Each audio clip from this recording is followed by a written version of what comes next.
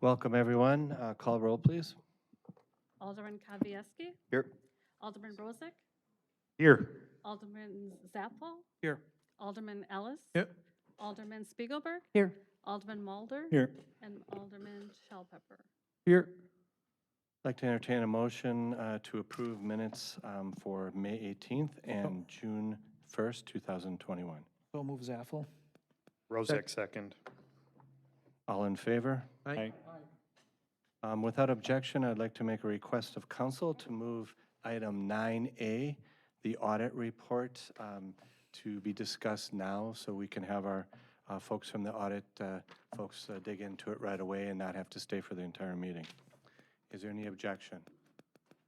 Great, let's turn over. We're going to move on to item item 9A, the annual 2020 financial audit report. Yes, sir.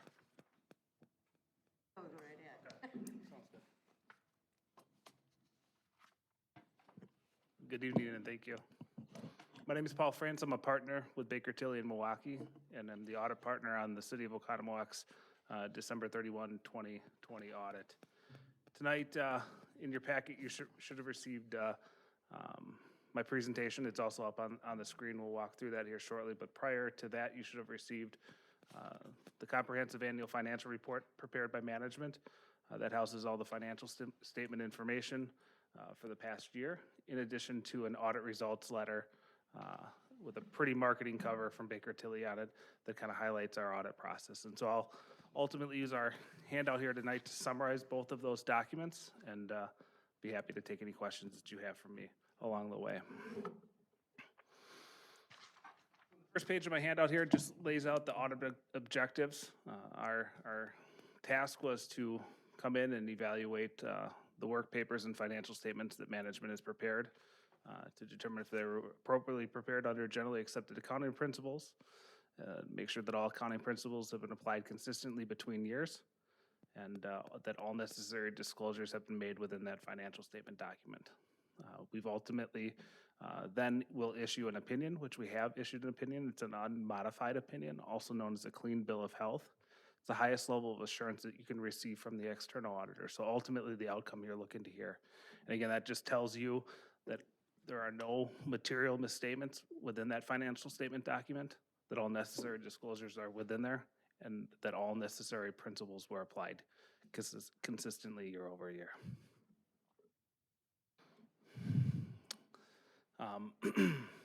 Continuing on here, we lay out kind of our audit status. There were no significant changes to our original plan when we came in and assessed the areas of risk when we planned the audit.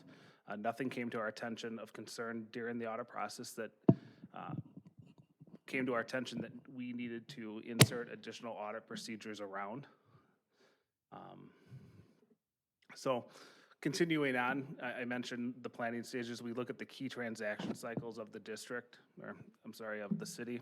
I'm working in the 630 world, so I got school districts on the mind here right now, so I apologize. But we look at how you pay bills, how you pay payroll, look for areas of risk, insert audit procedures around those areas of risk, and then apply those procedures with the information that management provides us. List out at the top of the page there the key audit areas that we evaluate. We look at cash and investments. The city has a number of investments, nothing that raised to the level of hard to tie to a market value, but we do test market value as part of that. We look at the revenues and expenditures.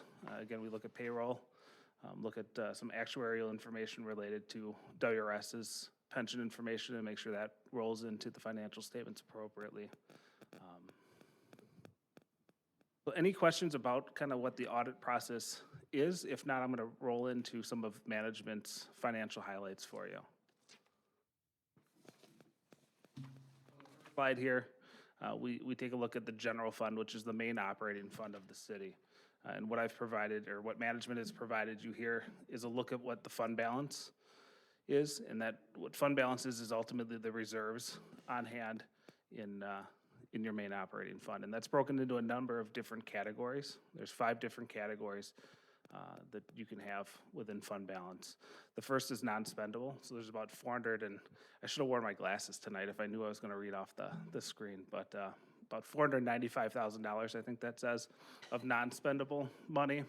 And what that tells you is that that's activity that has not had an income statement effect yet. And so it will in future years, so that money that is earmarked there is not available to use at your discretion. It will be used in the future.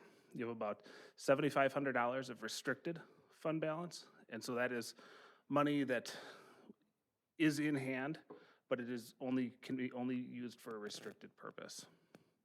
The remaining three categories would be unrestricted categories, committed, about $122,000. It's earmarked for a specific purpose, typically by a resolution by the council, and that can't be removed without further resolution. Assignments, about $854,000. This can be done at management's discretion, earmarked for a specific purpose. This can change year over year, but ultimately is earmarked for a purpose. Lastly is your unassigned category. This would be ultimately the reserves of your general fund, and that is about $8.9 million. So that encompasses your $10.4 million fund balance in the general fund. So if I move to the next slide, we go a little bit of a look over the last 5 years of your general fund balance, comparing that to the expenditures of the fund, taking your three categories, so the committed, assigned, and unassigned. So this would be, again, your unrestricted categories. So the combined amounts of those are stated in the first line. We take that divided by your total expenditures to come up with a percentage. And we look for that percentage to be somewhere between 10 to 25%. And what that tells us is if you're within that range or above, that you have a healthy fund balance, you have money on hand to pay your bills, not needing to borrow for operating purposes. And so you've been well above 25% for the last 5 years. So a very, again, healthy financial position. I do want to make note here, though, that of that amount, you do have a city policy that says you're going to keep 25% in your fund balance at all times. So it's 25% of your operating budget. So it's about 4.2 million of that 9.9 number is not available to you at your discretion. Okay. Paul, can I ask you a question on that? Absolutely. We're starting to have some discussion about fund balance, and I know we're going to talk about it more in the future, especially at the next budget cycle, but you said it's advised typically to have between 10 and 25%. Have you done other city audits or other entity audits that have a fund balance as high as ours at 72% of operations? Yeah, it's not unusual to see communities be below 10% and significantly above. So I've seen that number as high as 200%. So 72 is not alarming to me, as long as there's, again, a purpose, and using those categories of assigned and committed to earmark it for specific reasons, or again, to stockpile for a future event is not a bad thing. We recommend that range really for the lower end to strive to have that operating cash on hand to pay bills or to be available for an unexpected event. But when you look at it from 15, 16, 17, 18, 19, 20, what I see is our unrestricted fund balance continues to increase significantly every year, which to me says we're either over budgeting areas, and so we keep putting money, jamming money into a fund balance. Is there, in your mind as an auditor, something that's strange about that? No, there's nothing that the trend of it going up 10% over a 5-year period is not unexpected in my mind. Okay. Again, I believe there are good discussions about how to spend money in the future. As long as there's a capital plan and you're taking into consideration what sits in fund balance, it's never a bad thing to see it go up. Okay. As long as, again, it's part of the conversation on how it might be spent in the future. Gotcha. Hey, thanks for that. I Yeah, appreciate no it. problem. Anybody else have a question here? I will have a question. I just don't know if this is the right place to Okay. ask it, so. Sounds good. We'll go to the next slide then. And this is a look at your general obligation debt outstanding at year end. And so about 24.6 million of city debt, 3.5 million of utility debt as of 12/31. You have the ability to borrow 5% of your equalized value in geo debt. And so that would give you capacity to borrow up to $132 million. Compared to cities that are growing like yourself, not landlocked, the amount of debt that you have outstanding is significantly lower than most that I audit with. So there's nothing alarming here. You look at 19 or to 20 or really 16 to 20 and you see a jump for your, I believe some of that was it the police? Public safety. Yeah, the public safety building. Nothing alarming, even with that considered in there. So a very, debt positive situation here. As a percent, the geo as a percent of it as well? Correct, yes. Question. We've had this conversation before, and I guess, need to ask you, what if we have a rec center that I think we owe, what, 2.5, 3 million, something along those lines? If we paid that off, what would happen to our debt to equity ratio and things along those? So there's a rec center that we're I'd like to see that debt gone, but Yeah, I mean, from a rating standpoint or driving future interest capacity, I don't believe you're looked at negatively with the debt that you have currently outstanding. And so to eliminate other debt for the benefit of that side, I don't know that I would see that. But you certainly, again, from a fund balance standpoint, that is a decision that you could decide to apply fund balance towards paying down debt. then what would happen to that 72% number? If That you go back 72% one number. slide? Oh, gotcha. So, and forgive me, do we know off the top of our head how much that debt is that's outstanding? Okay. So I mean, so that would bring your number down to about 77.2 million. So you'd be above 50%, 55%. So again, you'd still be in a healthy financial position. But again, when you look at what is coming down the line for possible capital costs, you may end up having to borrow that money back if you don't have it available in your fund balance. Either route is wrong. It's an opinion of path. So your opinion is that we should just continue the route that we're at with how we're paying that down? From a financial advisor standpoint, unfortunately, that the auditor can't wear that hat too. Neither route is wrong to go down and would not cause a concern from an audit standpoint if your fund balance dropped, $2.7 million, or if you continued to pay it down. Whatever's in the best interest from an interest rate standpoint would be the decision there to be made. Okay, thank you. Anything else on debt? On this slide here, just a quick look at your 3 TIF districts and where they sit as of year end. If I could zoom, it actually may have been something I should have done sooner, right? Then I could see. But we'll just focus here on the middle of the page, this TIF fund balance line item. This tells you that the fund balance that sits after all the activity that is run through and compiled year over year in each of these TIFs. TIF 4 is at a negative $1.1 million fund balance position. 5 is at $121,000, and TIF 6 is just over $1 million in deficit.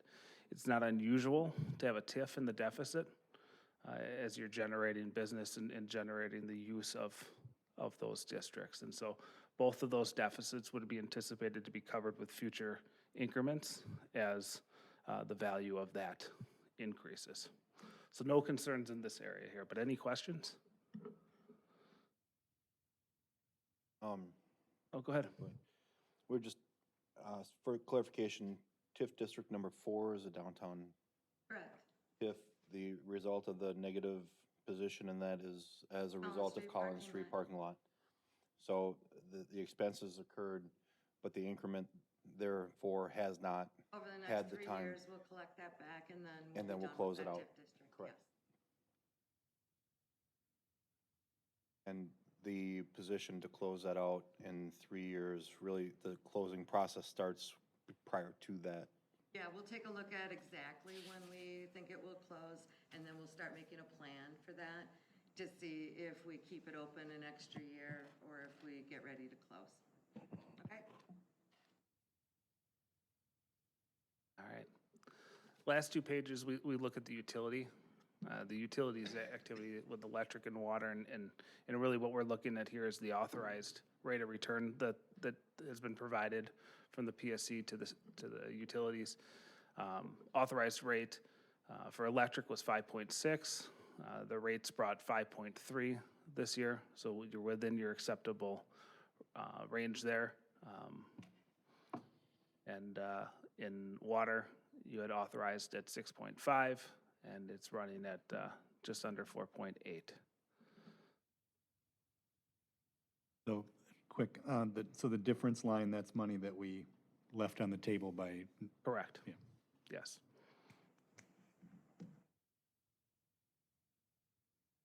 Any questions with the rates? Otherwise, the next page is just a graph. Look at the same information. The water rate case is in progress. Yes, yeah.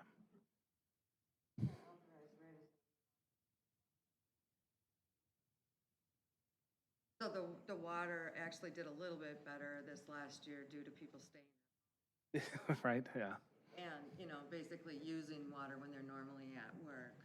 So our rate of return was a little higher than what we expected it to be.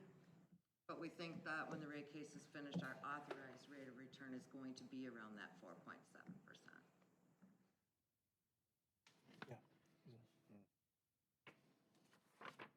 There's no other questions. I'll just close with just a comment. Oh, go ahead. I do. So it's a general question. This has come up in previous discussions.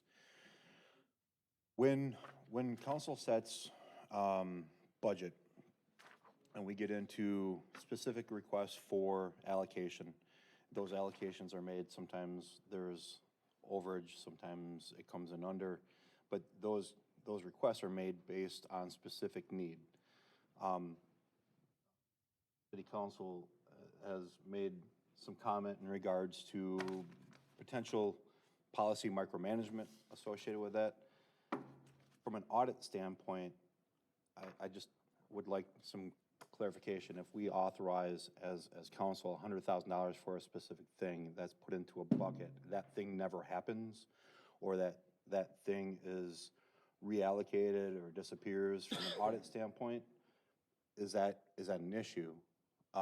Where those dollars aren't being spent where they're being requested and or authorized. Sure. In your example, is it due to something just a year over year? Meaning that we planned something in 2020, but it really is going to take place in 2022? Or is it just, we planned it, it actually never happened, we authorized it? Is that a problem? It's been planned for, it's been requested, planned for, and allocated, and it gets put into a general bucket. Mhm. It doesn't get spent in that specific allocation, and it's reallocated someplace else. Gotcha. From an audit standpoint, no. Again, as long as you are being brought back into the loop on how that reallocation is taking place, I don't see a concern. That's helpful. Again, Okay. just from a policy standpoint and the discussion associated with that, I just wanted to Yeah, understand. no, that makes, Alderman Spiegelberg? First of all, thanks, Paul. oh, no problem. Good to see you again. Thanks for all Likewise. your hard work. Thanks, Lori, for all your hard work, all the department heads. I know from my prior experience, it's a lot of work. I think every year I kind of bring up the segregation of duties that occur in some of our departments. The examples that you give are, library, public safety, public works and park, and recreation and forestry. I know that several years past, we had a breach of the segregation of duties with the petty cash in the police department. That was many years ago. But I would just like to always mention that every year, that our department heads stay on top of that. It's not uncommon for governmental entities to have a segregation of duties issue, but it's something that we need to stay on top of and stay aware of. In that same light, you mentioned anytime a department or function can be centralized, obviously, it takes that risk down a bit. And we've kind of started a conversation about potentially centralizing purchasing, or at least looking into it to realize some economies of scale with our spending. Do you audit any other communities, any other municipalities that have centralized purchasing? Yeah, the large, so like a city of Milwaukee County. Okay, Off the top of my head, I'm not 100% sure on city of Waukesha, but I wouldn't be surprised. But typically, the larger okay. governmental organizations do have a purchasing department that is driving. Do you know of any that are similar to our size, or maybe just slightly larger? Off the top of my head, no. Oh, okay. But it's something I certainly can float out to the network. Okay. And nothing that I'm currently auditing that Okay. would be comparable, but I can certainly share that information with management and pass Yeah. that along. Yeah, I think we'd like that information. But I certainly don't think it's a bad thing, what you've described at your size. Thank you. And your growth, truthfully. Thank you. Thank you. Any other questions from council? Lori, comments? One quick one. I can't let this go by without saying a really big thank you to my staff, to my managers, John in the utility department and Hannah for the general fund and accounting, because they put a lot of work into this. And just so you know, Hannah actually does put together our own CAFR, our own financial statements, our own stuff that goes to the state. So we do a lot of work in there, and these two do a really good job of shepherding that together and making sure that the city's financials are in good shape. So that's it. Very well done, and echo those comments, and thank you, Paul, for your hard work and due diligence. Do you have any Can I further still- comments? Yeah, just 30 seconds more. Just want to add on to that and add some context around that. What you have in the central accounting function here is unusual for the organization size that the city is. So it's fantastic. They do a wonderful job, let alone the COVID world that we had to live. They were one of the last audits that I did in person in 19. So they were one of the last ones to do a virtual audit. We were able to accomplish everything that we needed to virtually, very smoothly, very efficiently. And it goes to the credit of everyone within that department. So thank you. Great. Thank you very much. All right, thanks for your time. We'll move on to our next public comments and suggestions from citizens. Is there anybody in the audience that would like to make a public comment to council? If there are no comments, we'll move on to item 6, consent agenda items. I'd entertain a motion for So items moved, A, Zaffel. B, and C. Mulder, Second, second. Ellis? I have a motion and a second. Any further discussion? All in favor? Aye. Aye. Thank you. On to committee reports, protection and welfare. Consider act on resolution 21-R2960, granting renewal of the 2021 to 2022 alcohol beverage license. I'll make that motion. Second, Ellis? Any further discussion? Call roll, please. Alderman Kavieski, Aye. Alderman Rozak, Aye. Alderman Zappel, Aye. Alderman Ellis, Alderman Spiegelberg, Aye. Alderman Mulder, Aye. and Alderman Shellpepper. Aye. I'd entertain a motion for consider act on resolution 21-R2962, rescinding reservation of Class B, Be the Ball LLC license. I'll make So that moved. motion, Rozak. Second, Ellis? Any further discussion? Call roll, please. Alderman Kavieski, Aye. Alderman Rozak, Aye. Alderman Zappel, Aye. Alderman Ellis, Aye. Alderman Spiegelberg, Aye. Alderman Mulder, Aye. and Alderman Shellpepper. Aye. All right, moving on to public services. Consider act on resolution 21-R2963, awarding Olympia Fields Phase 1 construction contract. Mr. Fry, do you want to make some comments for public record, please?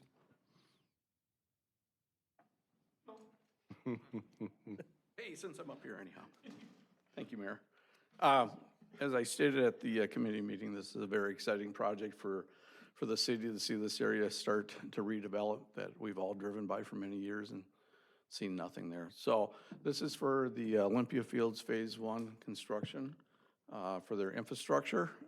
The Olympia development started back in the 1970s, and it was all completed under one big ownership, so didn't matter where pipes ran or how electric ran. It was, you know, maybe the lights for one parking lot's fed out of a different building.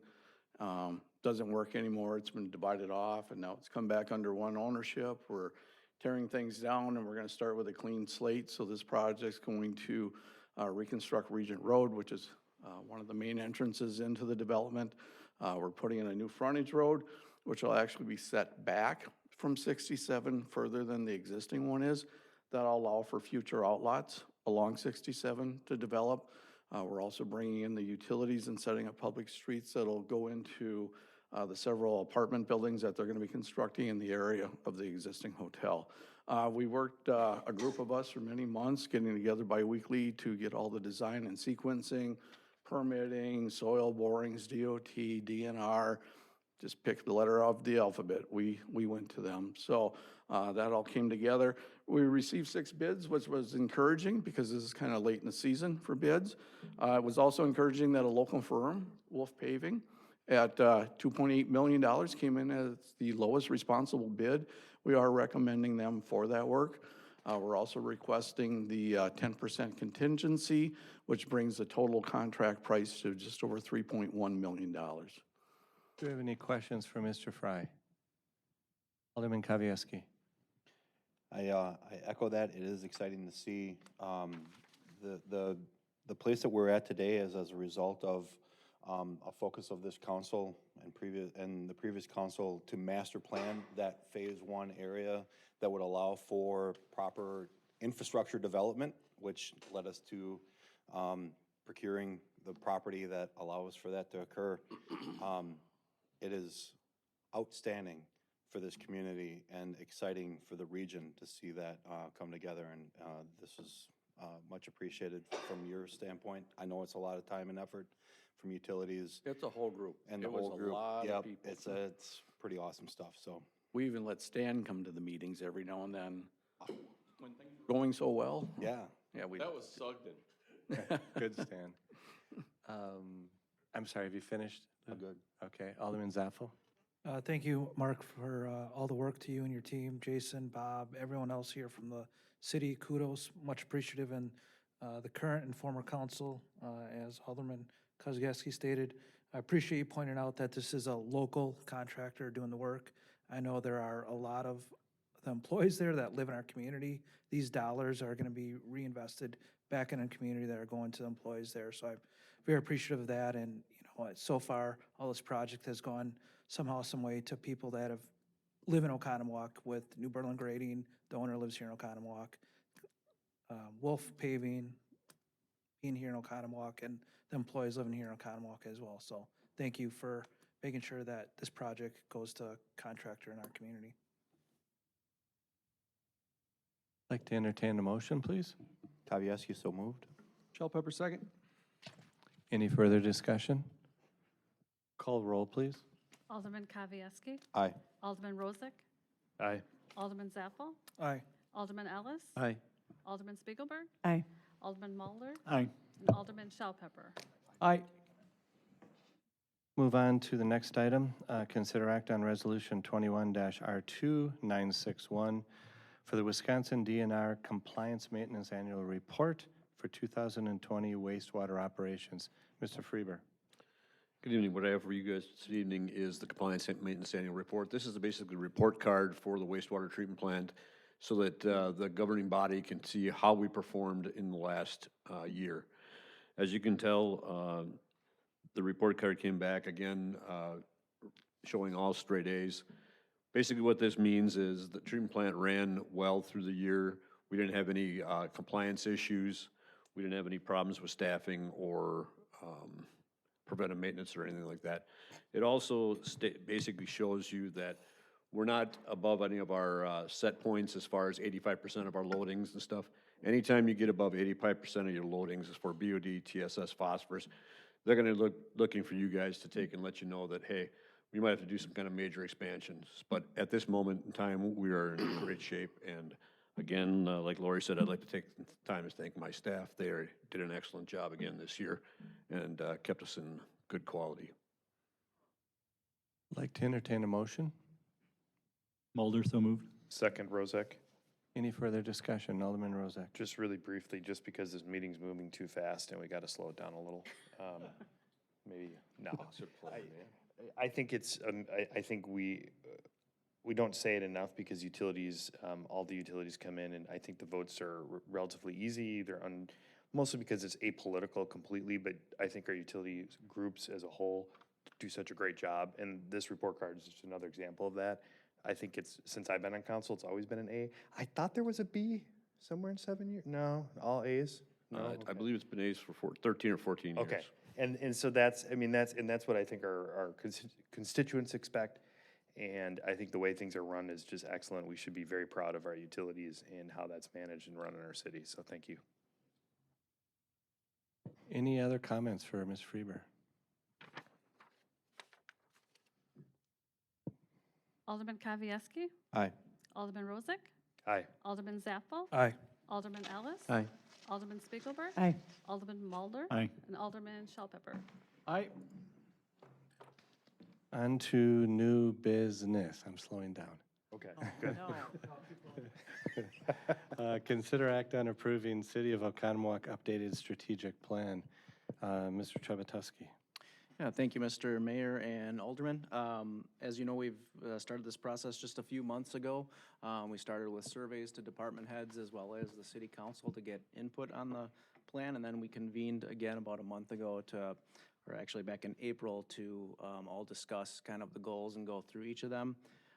Then we met again and put together an updated plan and brought it forward to the council 2 weeks ago. At which time we had one addition that has since been incorporated into the updated plan, and now we're bringing it back for the council to act on as far as approval of the update. I'd like to open it to council for any questions for Mr. Trebatowski. Alderman Kavieski. I am in support of approving this. I do want to make a public statement in that I do think a strategic plan is very important for the city. It's important for our citizens in the surrounding area to know what we currently look at as prioritizations for our community and for the city. It is a living document. It is not a fixed document, but I refer people in our community and the surrounding area to our strategic plan quite often because it does provide some guidance in regards to where they should look and how we operate. So it is an important document, and I look forward to this passing. Any other comments, suggestions? Alderman Rozak. Yeah, really briefly, I'm going to vote against this. I've not been in favor of spending the money on this process. I think we did this a couple years ago, and I thought we could have done this internally without spending the money. But more importantly, I think I don't like having exactly the opposite of what Mr. Kavieski said, which is I don't like having another document that's some type of policy document that's, while it's voted on, it really isn't real. Our really policy documents are two things. It's their long-term financial plan and the budget. Those are your real policy documents and they're statutory. This is not. And this is something that can be changed, manipulated. Things can be very vague and then used against us and weaponized against us. So that's primarily, I think there's good stuff in here, but that's why I'm voting against it. And I've made that very clear and known throughout this process, so. Any further comments? Questions? Alderman Shell Pepper. Yeah, I think there's a lot of good stuff in here too, but it's kind of hard for me to, I get concerned with basically putting my name to the whole document, to every policy laid out within here. And so I'm going to vote against it as well. And also, you know, in that last change that we made for having other committee meetings recorded and available, I just don't think the verbiage here is very strong. I mean, it says explore. I think it's something really important that needs to happen, and that it should be something like implement. But you know, if that's what the council settled on last time, if we're you know, comfortable with this passive language, it's fine, but I just, yeah, I mean, I'm happy. I'll make a motion to, you know, change the word explore as, you know, let's see, instead of explore having other committee meetings, I would say implement having other committees recorded and available on the website, YouTube. So that'd be the motion I'd make. Second, Kavieski. Before I just have a comment from Mr. Chepotowski. Yeah, just quick to that point, I think Explore was looking into it, the feasibility of doing it. Certainly, I think we can do it and accomplish that. We'd likely do it in a similar venue here like we have been doing our committee meetings since the pandemic from as the way I understand it. But it would go back to that policy document of the budget if it becomes an increased expense. So that's where we wanted to kind of get a better feel for what that cost would entail and then bring it back to the council to consider adding to the budget if you know, extraordinary amount of extra dollars are necessary. And then I think to the point of the budget document, I think it is an excellent document and it is a policy of the council, but it is only for 1 year. I mean, we do just budget for 1 year into the future. We also have the capital improvement plan that goes 5 years out and does a great job of showing what some of the projects and items that we're gonna need to purchase, but that doesn't necessarily tell you the whole story. That doesn't tell you some of the things that we want to accomplish as a city over a year's period of time or 5 years period of time, and I think that's where the strategic plan comes into play and helps the city council and the city staff be together on the same page to a degree. I don't think you're gonna agree with everything within a document ever, whether it be a budget or a strategic plan or a comprehensive plan, but I think it's the consensus of the group of that's a document that we're gonna work on over the next year. Any further discussion before we come back to a potential motion? Yeah, I mean, I'm fine withdrawing the motion if that's the intent, you know, if it's gonna be put up before the council regardless, as a budget item. I mean, it's, you know, if that's what the intent is, so. Yeah, that's not a huge amendment regardless of what you want to do there. I think Okay. certainly if it's going to be a cost item that's outside of the budget, we would want to bring that back or would bring that back. Alderman Kavieski? For clarification, the amendment is to look to implement. Right, I mean. How about present budget to implement as opposed to just explore? I've seen this council get kind of circled around. Well, yeah, we just said this, but we didn't really mean that. I'd like to see the numbers. I'd like to see that presented in hard fact, and then that policy set forth.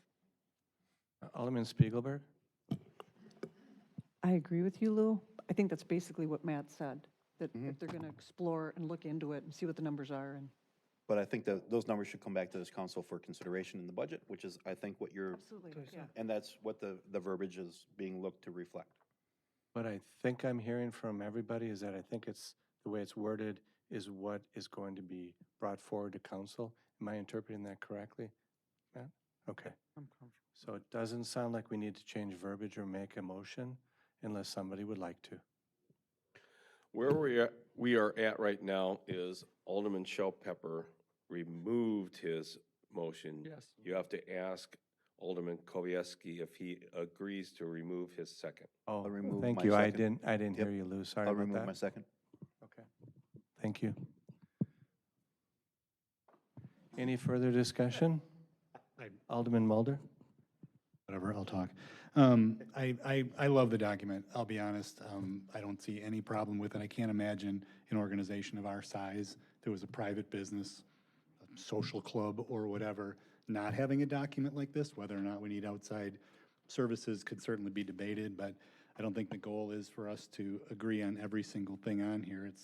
This is so that we can have meaningful conversations for people that spend a few hours a week with the people that spend their entire life trying to get this stuff done. So for me, I can't keep it all straight. This is great for me to be able to go back and say, oh yeah, that's what they're working on. I see what's coming up. So I complete favor of this. I think it's the perfect document for a group of people that want to be really involved, helping the people that do all the hard work accomplish it as well and as quickly as they can. So for me, it's a great document. I love it. Alderman Zappel? Matt, that this will be on like an intranet or internet page that we're able to reference for, just so it's, as it's updated, we can see it, so we're not keeping it up to date. You know, I'd rather have electronic. Yeah, this paper is nice, but it's easier when I have things electronically. Thank you. I'd like to then entertain a motion to accept or act on this resolution. So moved. Matt Mulder. Second, Spiegelberg. Any further discussion? Call roll, please. Alderman Kavieski. Aye. Alderman Rozak. Nay. Alderman Zappel. Aye. Alderman Ellis. Nay. Alderman Alderman Spiegelberg. Aye. Alderman Mulder. Aye. And Alderman Shell Pepper. Nay.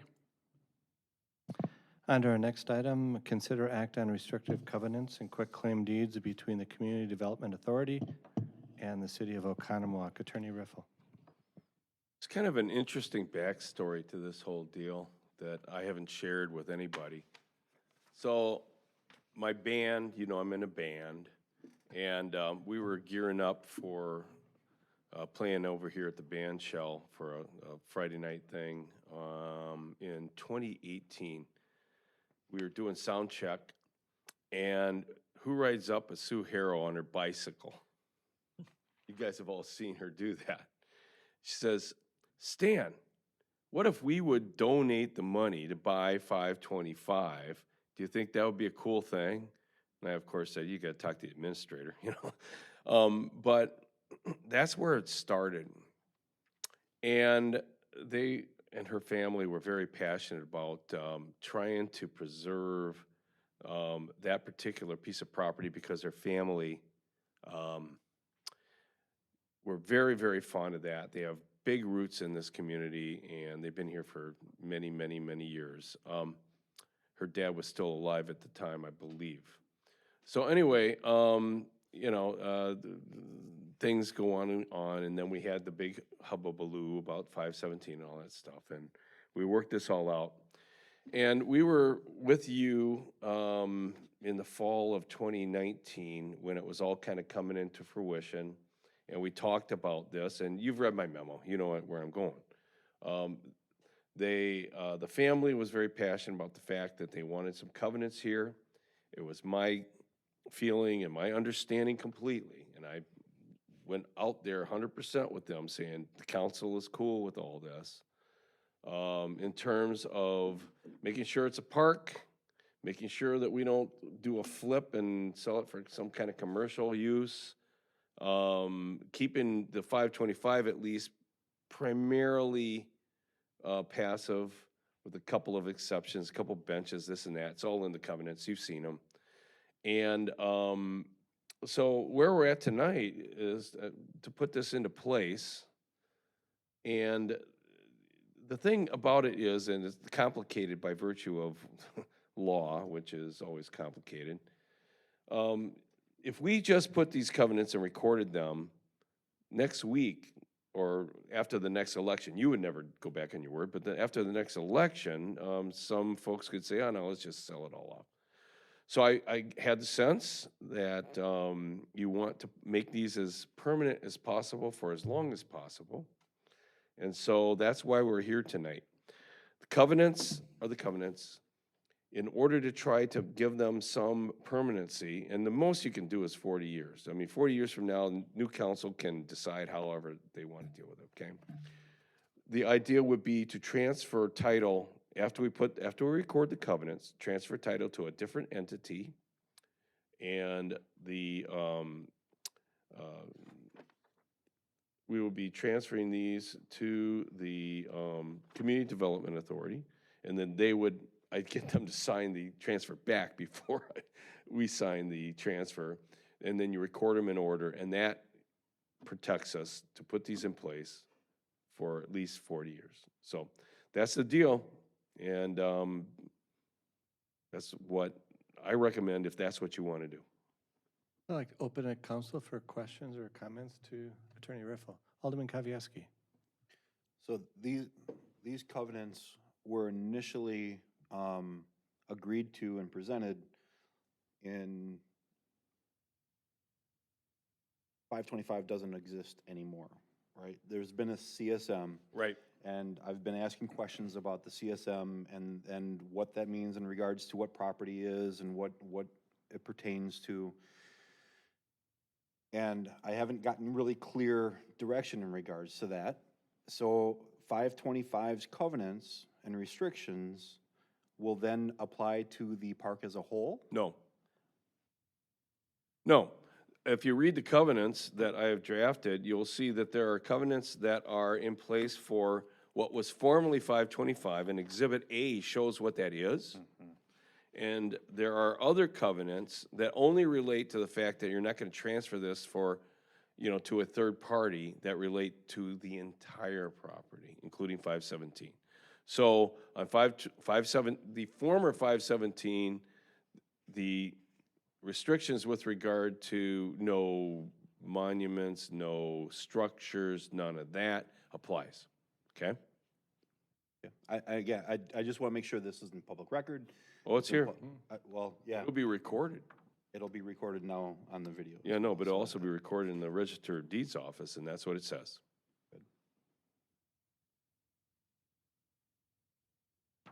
Alderman Shellpepper. So when we first, I guess, this first presented in closed session, it was presented as, hey, we want to buy the Heralds are going to donate the money so we can buy this property, and this land will be deeded in perpetuity to the city, so it can never be sold, it can never be transferred. What happened? I don't get why we're here to this. It's just confusing to me. I thought we had this worked out. I thought we were good to go. Well, there's a little what thing happened? called the law, and a little thing called the rule of perpetuities, that if you would like for me to have Alderman Rozak go back to law school and explain, you cannot contract for forever to allow something to be restricted, okay?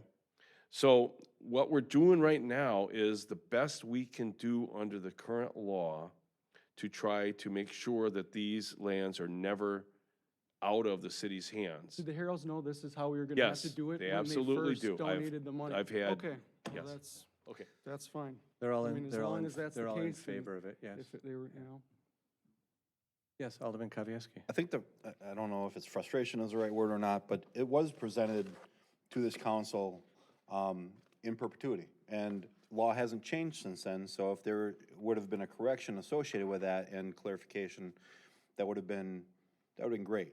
Alderman Kowalski, I said it is their wishes that this land be in the city's hands forever.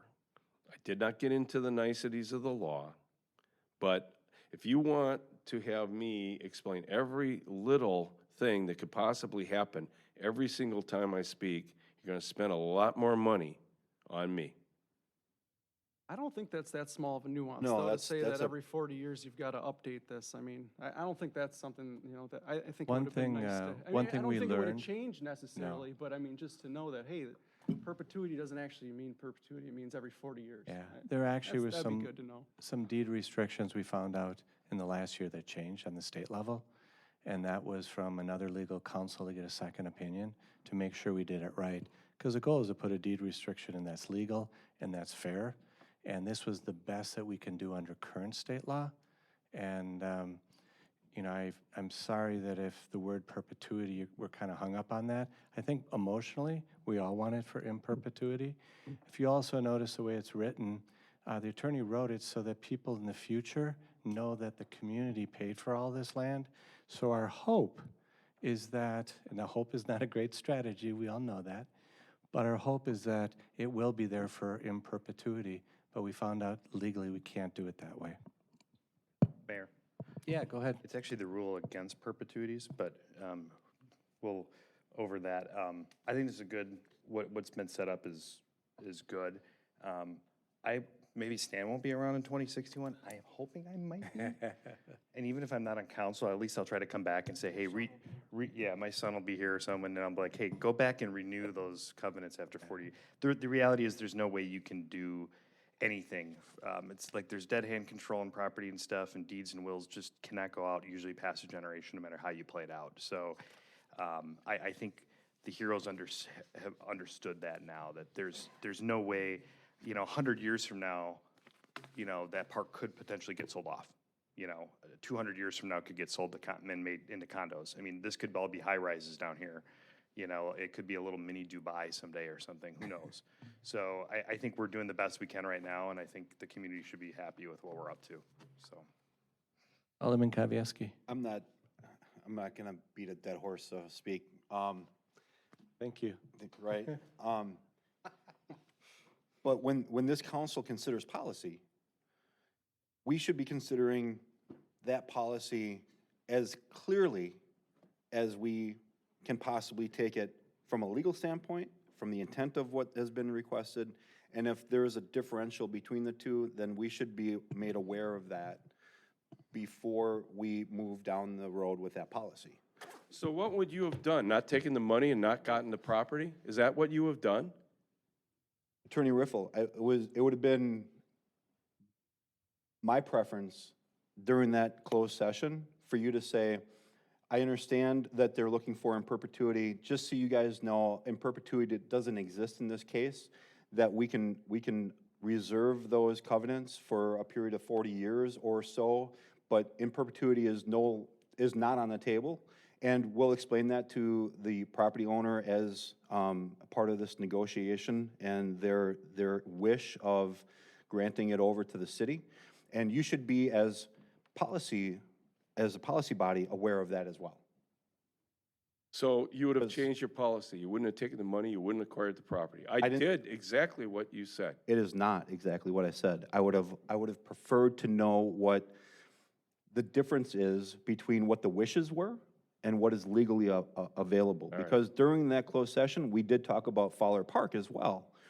And Fowler Park was deeded over to the city as a park in perpetuity, as far as I know.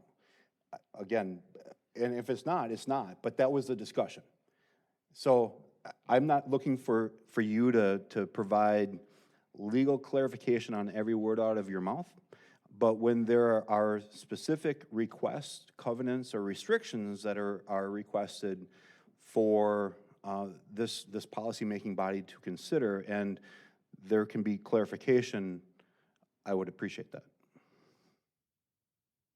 Any further questions? Comments? I'd like to entertain a motion, please. So moved, Kavieski.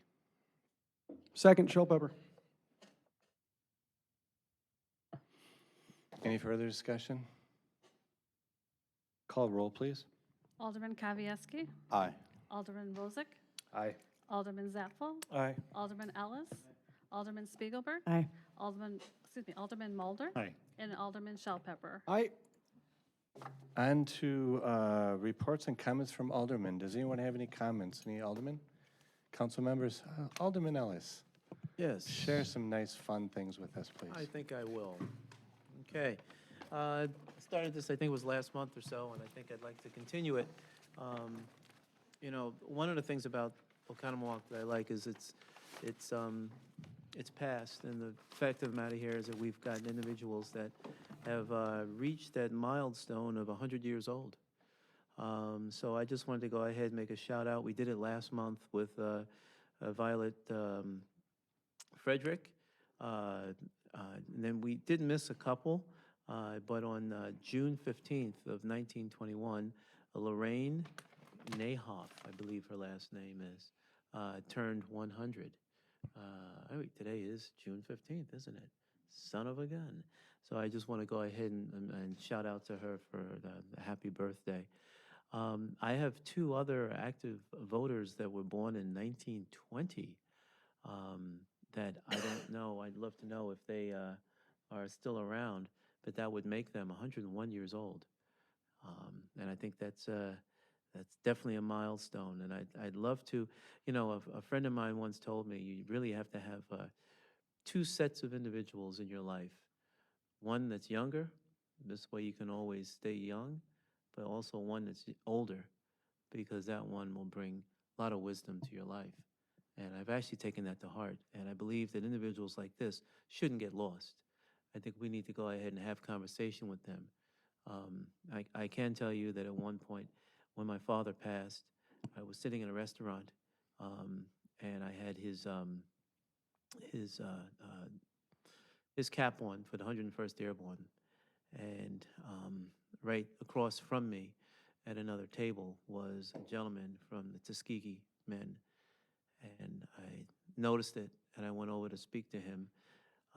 2 hours later, I paid for his meal, and I've never had such a good time in my life. And that's the type of stuff that we need to go ahead and remember as far as they're concerned. Also, so happy birthday to both, what did I say, Lorraine, Walter Schumann, and Thaddeus Knapp. Walter was born on 3/21/1920, and Thaddeus was born on 5/26/1920. Okay, so I just want to go ahead and say happy birthday to them.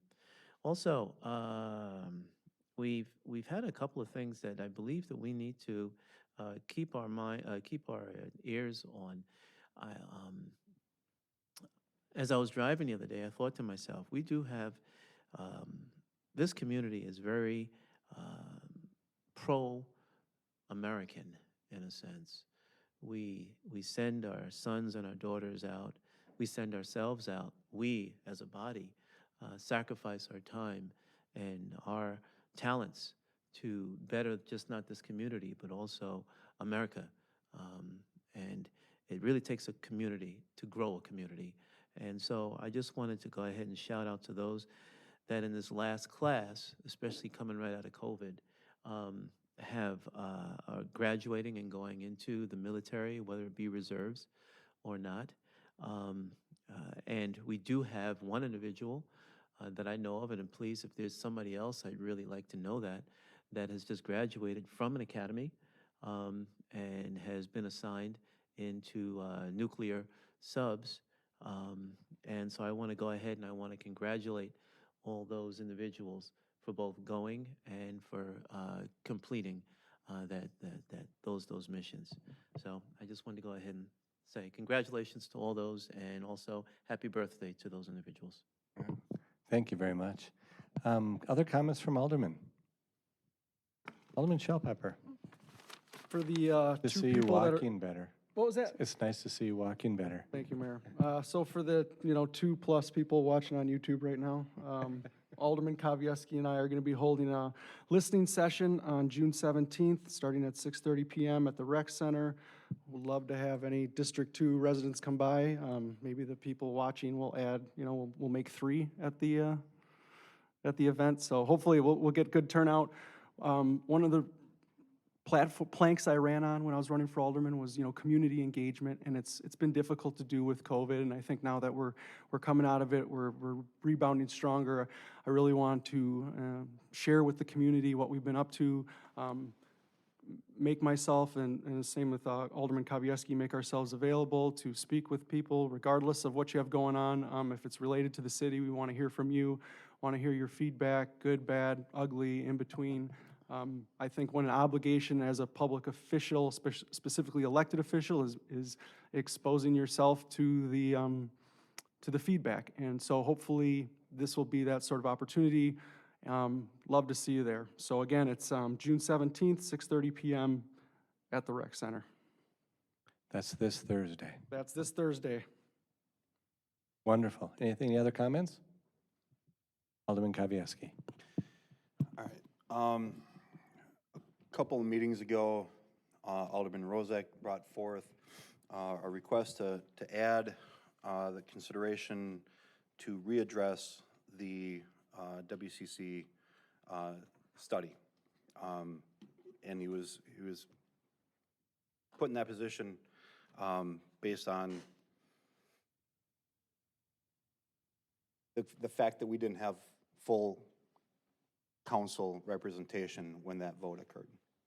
I am going to make a similar request of this council to add an item onto the agenda for July 20th.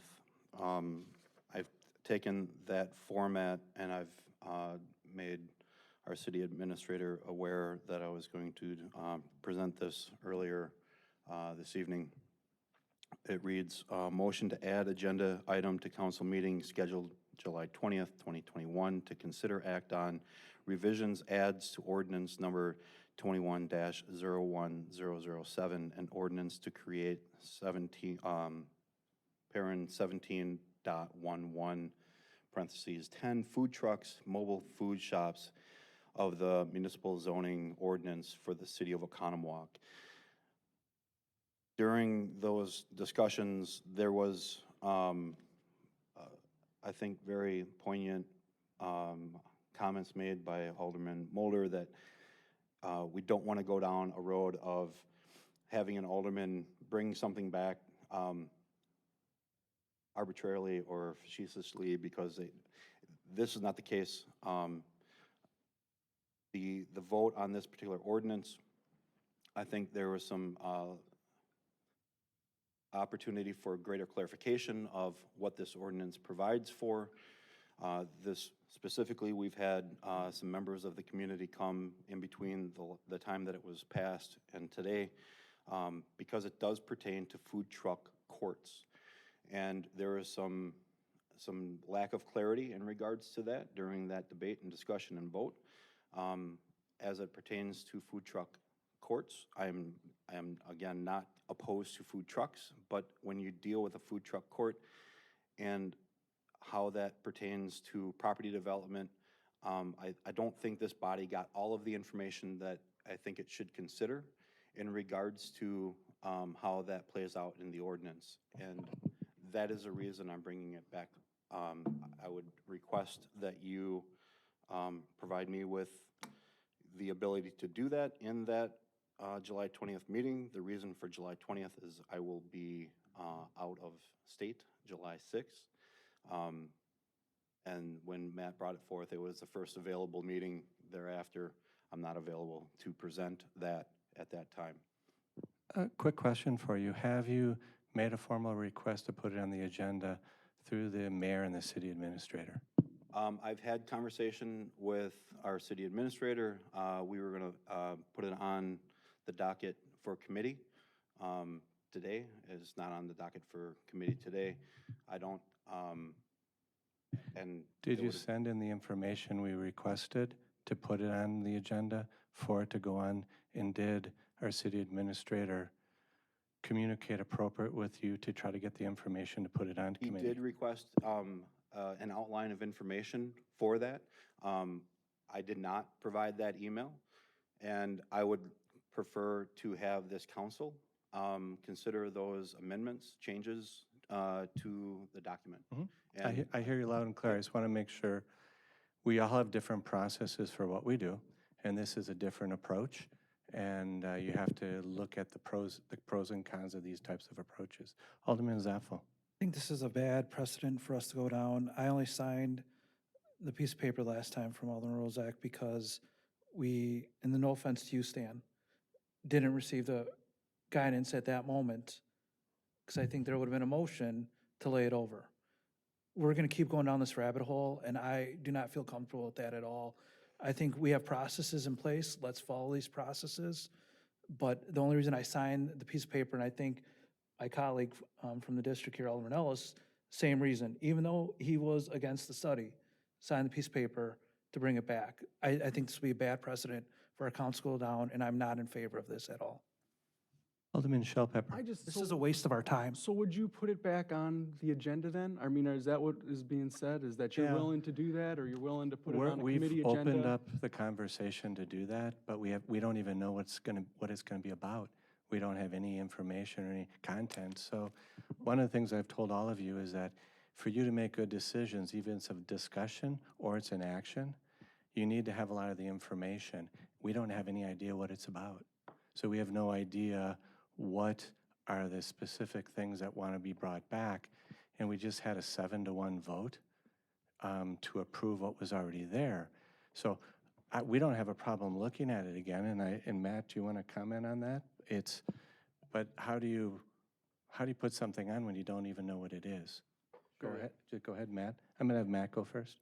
Yeah, just, within roughly a couple weeks or month, Alderman Kavieski had asked about, working with staff to do some amendments to the ordinance, and I had respectfully said, well, since it was a 7-1 vote, I couldn't justify utilizing staff time. I felt that that was a pretty evident vote that was ordinance that the council was comfortable with for both food trucks, and that also addressed the food court issue. So I spoke with Alderman Kavieski and had provided a copy of the Word document of that and asked if he wanted to kind of go through and do amendments, red line version, that type of thing. And then we spoke later about putting it on the Protection and Welfare Committee meeting for that committee to look at one more time, because I believe that's where it had originated. So that's where I think we had kind of left it. And so we're waiting to receive information from the aldermen to be able to review and look at putting on that committee. Alderman Kavieski. So again, for me, during that debate discussion associated with that vote, the food truck court was defined in that ordinance, and for clarification, our city attorney said that food truck courts were not included in that ordinance. It is. And that is why I'm requesting it to come back to this council, because food truck courts, as being defined in the ordinance and what that pertains to property development throughout the areas that food trucks are allowed, is a difference of where I think this ordinance should pertain. Attorney Riffle. My point was, as I've said several times, it is not a comprehensive food court ordinance. It's a passing reference. There are no definitions. I said that if you want to deal with food courts, and perhaps that's where you're going, Alderman, let's have a comprehensive portion of the ordinance introduced that deals with food courts. Maybe that's what you're trying to do. So provide the information, to the administrator, so we can get some context to what you want to talk about. I mean, we've been very open and are happy to look at anything. I just don't know what Without resources. What? Without Yeah. resources provided. So that's, Well, we spent, you were rejected. I was on but plan. You had 8 months of resources. You sat on the plan commission. You had opportunities there. You had opportunities in council. So if we want to change it, if we don't even know exactly what you want, I've learned more just in this last 1 minute than I've learned in the last 3 weeks as to what I think you might want. If you can give us an idea of what you want and it looks like has value, absolutely you get resources. But it's hard to, there's so many things going on in the city and there's so many different agendas. We have to prioritize them and we have to allocate those resources for the best of the city. But when we don't know where it's going, it's difficult for the staff department head, it's difficult for a city administrator, and so all we're looking for is, what do you want? And I think we've been clear to ask that, and so we're open to look at that, Alderman Kavieski. Nobody shut this down or no one said no. What we're trying to figure out is what you want, because we don't know. I'm starting to think sort of what Stan says. I'm starting to think that you almost want a new ordinance that's just food courts. I'm not sure. Attorney Riffle has requested that perhaps food truck courts be dealt with as a separate ordinance. I don't know if that's necessarily what this body needs to do, or if that can be done in amendments to the existing. We also had discussion in regards to mobile, non-food related shops. That hasn't been addressed in this. It's, again, property development. It's not placement of a food truck or two within the approved areas. I've had several conversations. I have not been provided with the ability to openly engage with staff resources to properly develop some of the wording and amendments associated with what I think should come forward. That has been confirmed. Again, this is not a sour grapes or sour grapes issue for me. I just believe that this council has not had all of the information associated with what this ordinance provides for, specifically to food truck court, and how it can be applied to specifically the business district downtown. And I made motion both on Plan Commission as well as on this floor as part of council. And that debate and that discussion, while it pertained to council, was not clear. And I think the council should receive information in a clear and comprehensive manner. And that's what I'm looking for. If I Alderman c- Rozak? Yeah, I mean, I'd love to try to bridge the gap here. I would be happy to take up this back into protection and welfare to address the food court aspect of this, whether it's striking it out of that food truck ordinance and then recreating a separate or new food court ordinance, or maybe incorporating something different. So as the chairman of that committee, I would like us to see that come back, because I have heard a lot of issues with what we've got from downtown business owners that were not clear at the earlier debate.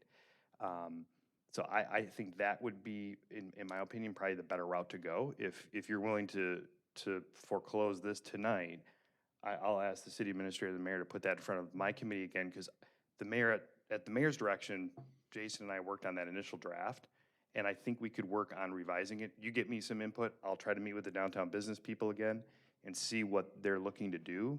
And then we could have that meeting even when you're gone, or on the 20th, have a committee meeting and then go to council, or just do a committee and then council the next meeting in August, if you'd be okay with that. I mean, I'm asking, it sounds to me like they want to do that, and that's what I would prefer, and I'm asking for that as chairman of that committee.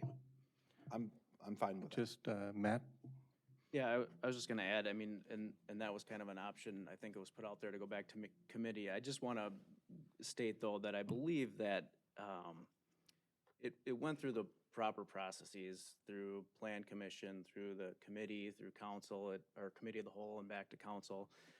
It was reviewed by the city attorney. I think the finalized document that was approved and voted on was in front of all the council members. It was put out in the packet. Everybody knew what was included and what was in there, and if there was one statement that was misinterpreted, that the city attorney didn't think that food truck courts were part of the ordinance, I think anybody could read that it was.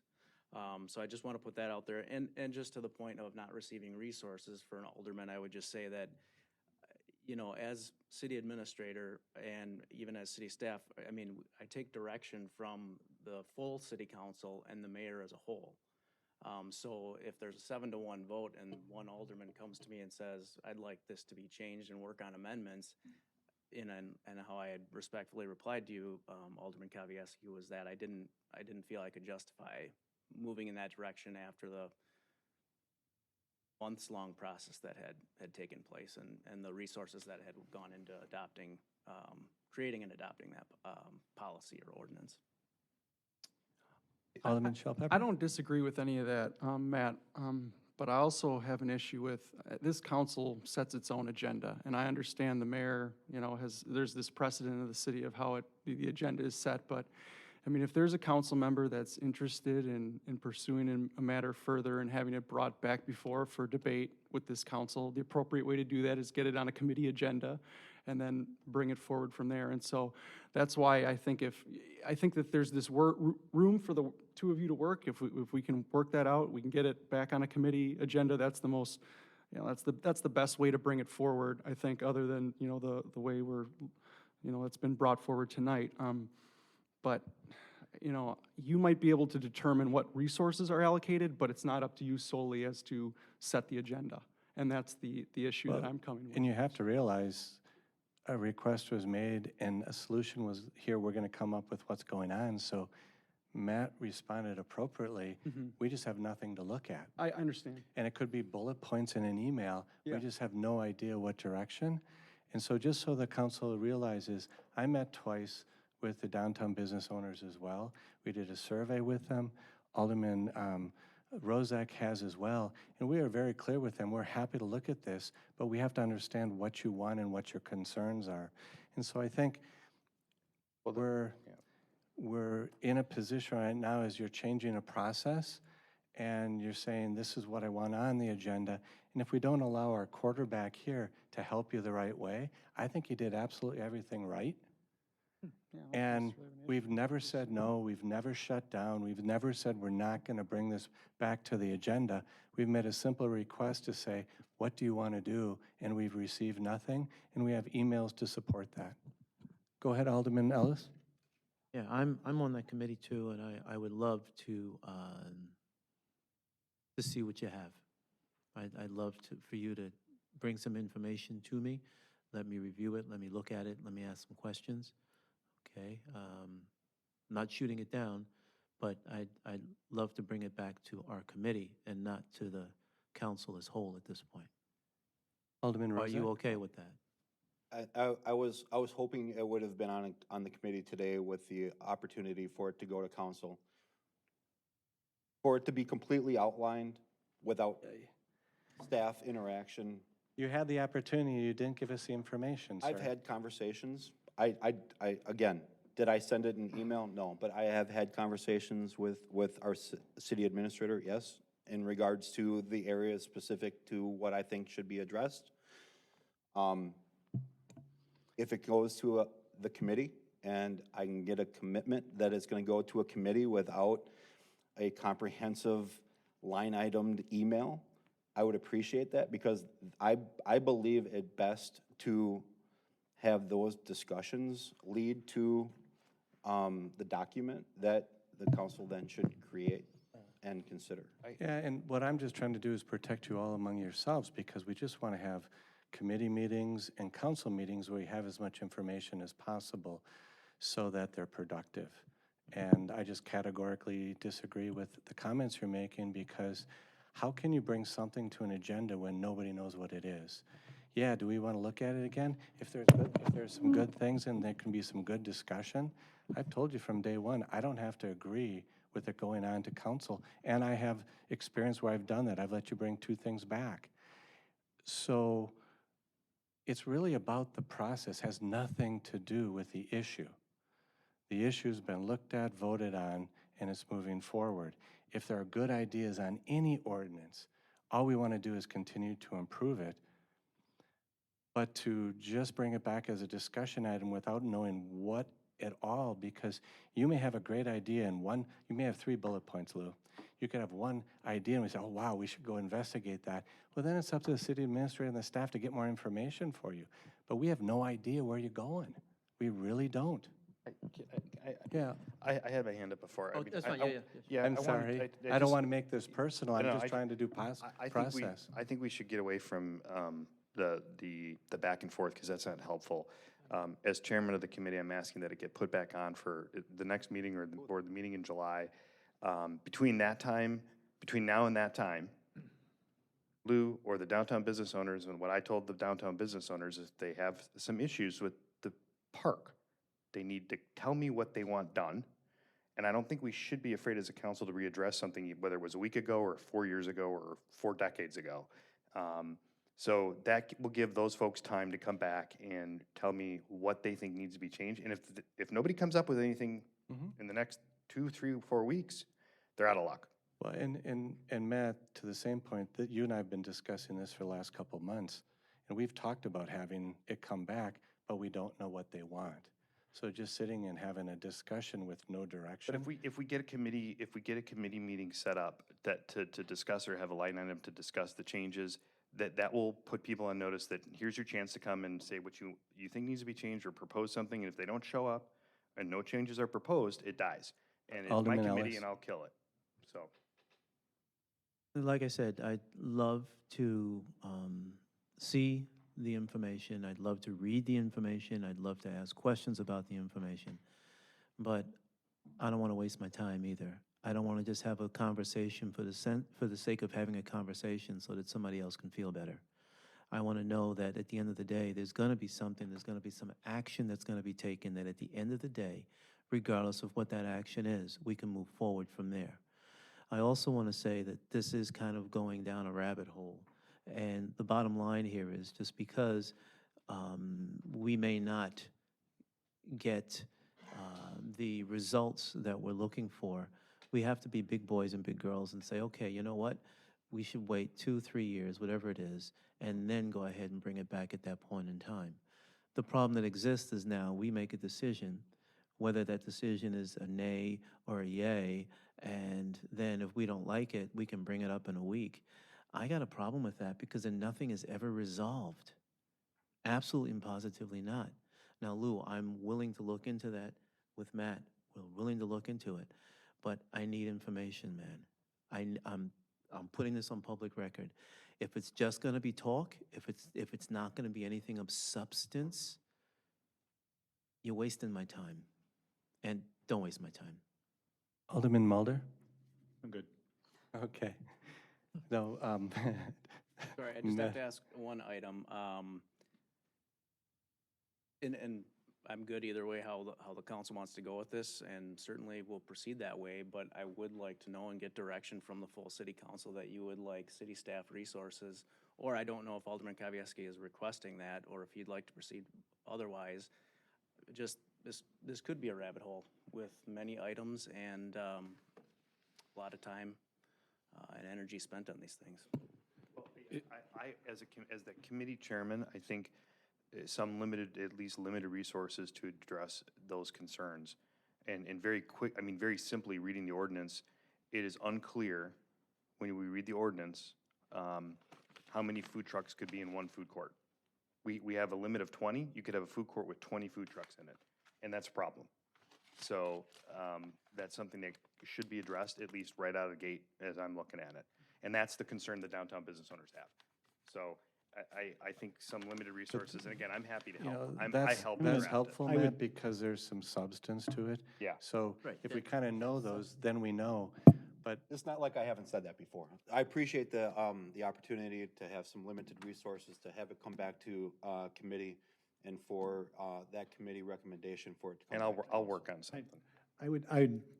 I'd like to add that this, I think there's, with everything we have going on in the city today and the amazing things we're doing, there's no urgency around this. There's nobody bringing forth 20 food trucks to put downtown that would have to go to Plan Commission and come back before council to get approved. There's no urgency around this, so I'm fine with some city going there. This should not be, I agree, a 7-1 vote. This is not a priority. If it means that this is September, October, November, it doesn't matter. There's not gonna be any food truck court this year. It just does not elevate to that level of urgency. So to your point, Matt, I'm fine if we put resources there, but not in front of a lot of the other priorities put in our document that we approved today, so. excuse me, so to kind of summarize, because we're going in a lot of tangents here, a good discussion. You have a proposal to put this on the agenda. Is that something you formally want to do and have it signed, Lou? Or are you comfortable with? I'm fine with your word that it'll be on the, I won't give you my word that it'll be on the 20th until we see what it's about. I think Lou's saying on the agenda for the committee. Oh, committee's fine. Yeah, Right. yeah, right? absolutely. yes, sir, thank you. Good, yeah. That's not a problem, but I still believe strongly that we have to have meat and potatoes so that when the committee looks at it, you're actually discussing and moving in a direction. Because that will help us lead to an ordinance change if you see fit. But I do think that going in this process is really taking us down a bad precedent. And I think we really have to think about how we run this business we call a city and how we all behave in this whole different process. Because the communication is open. You have an awesome city administrator. Reach out to him, do the communication. If it's not going a certain way, you're always welcome to contact me. We'll try to help give you the resources when we know what you need. And this is an example of what I have concerns about for the future if we don't communicate well. And I don't think any of us want to. And if there are ordinances out there, let's look and always continue to improve all of them. And whether it's 2 years or whether it's 2 months, it's all about trying to make it best for the city. So I think we can probably at least all agree on that. And this is not personal. This is not towards anything. It's about trying to help our city administrator run a government. And what happens is when you sit back and you have 5 or 6 people all going to the city department heads, and taking up their time, and there's no communication, it is very disruptive. The department heads don't know which way to turn, what to present. It goes into circles. And that's also part of why a communication plan guideline helps you guys all understand those logistics, because by doing that, no one's trying to say you can't talk to anybody. It's trying to say, okay, how do we shift those resources? Or if we need more resources, do you guys want to hire a bunch more people? Because frankly, that's going to happen. Because I see behind the scenes, I see what these guys, all these folks out here do behind the scenes, what they're doing to try to drive good things for the community. And this is our quarterback. This is our controller. Use him. He's great. He's happy to work with you. On to reports and any further comments from Alderman. I'm I sorry. think that covers your comments too, Mayor, as far as I'm concerned. Well, I was going to say the same Got more? thing. We're, Oh. we're on board, so that's all good. So thank you, everybody. No additional comments from Mayor. I'll entertain a motion to adjourn. So moved. All in favor?